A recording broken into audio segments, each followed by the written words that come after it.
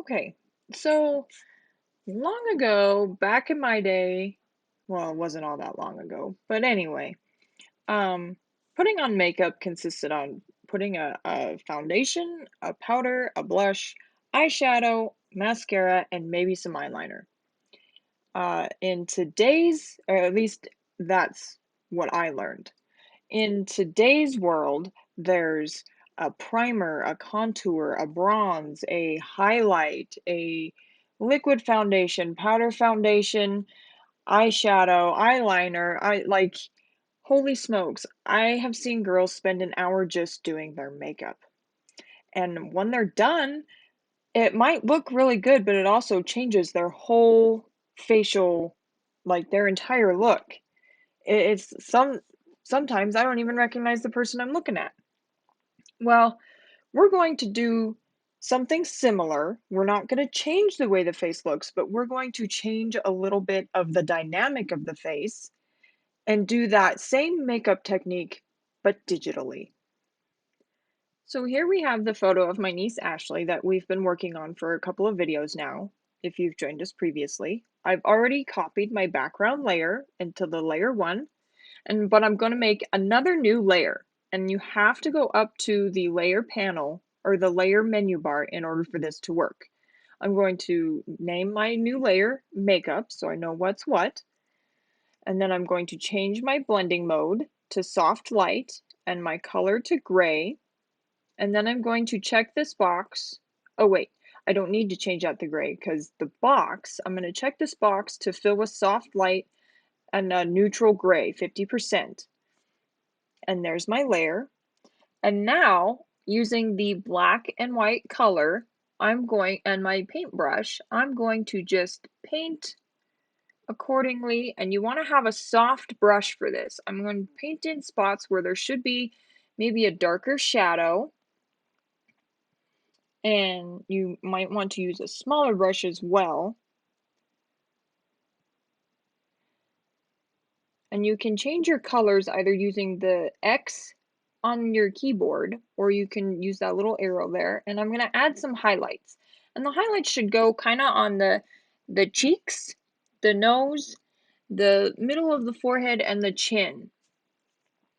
And by using a soft brush, you won't have that hard edge, although it might not matter all that much because we're going to do filter and blur and Gaussian blur. And we're going to blur all that together so it doesn't have those hard edges and look like I just painted on her.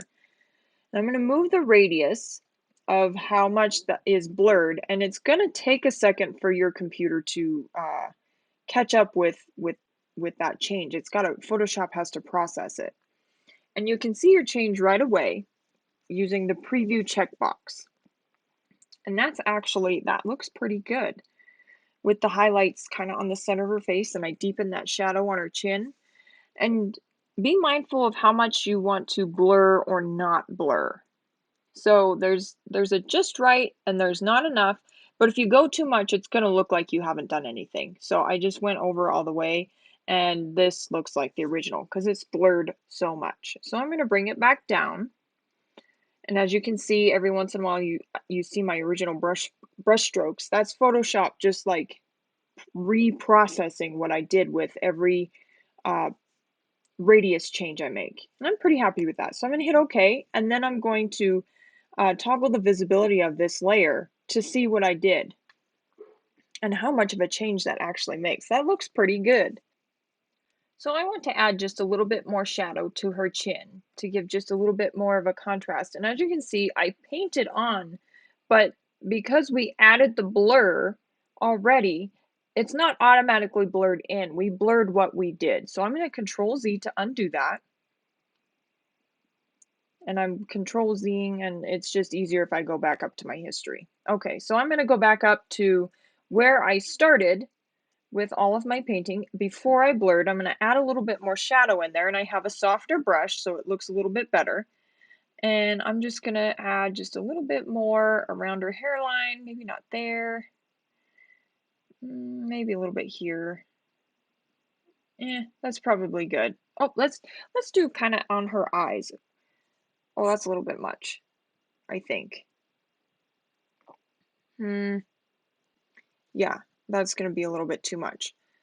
So I'm going to check the hardness of my brush. It's still pretty low. Undo that. And I'm going to bring the hardness down to 0. There we go. That's a little bit better. Perfect. Okay. So now from here, I'm going to go back and do my Gaussian blur. And it's at the same setting that I used the last time. And that looks just that much more better, or that that much better, actually. That little bit that I added to the eyes kind of makes a difference. And I'm just going to go ahead and leave it at those settings, and let's see what we did.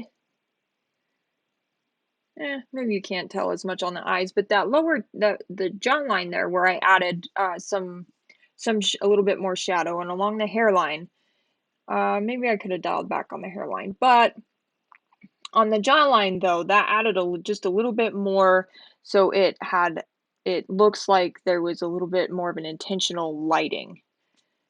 So I used my history again to go back up to where I left off before I did the Gaussian blur. And I'm going to bring the opacity of my brush down. And I'm going to add just a little bit of highlight in here to take away some of that shadow, because that was just a little bit too much, I think.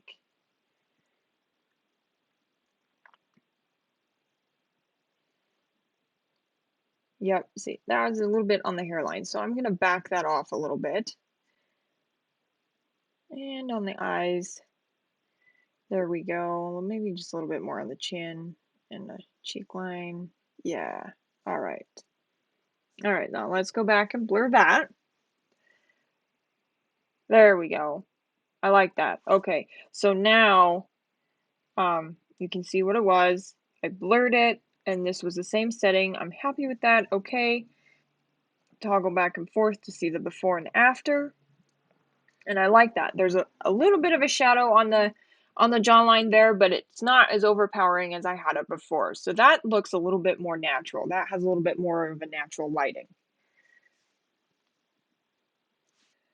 And this is an adjustment to a portrait that you are pretty safe in doing without getting a ton of blowback from the client, because you're not altering their physical shape in any way.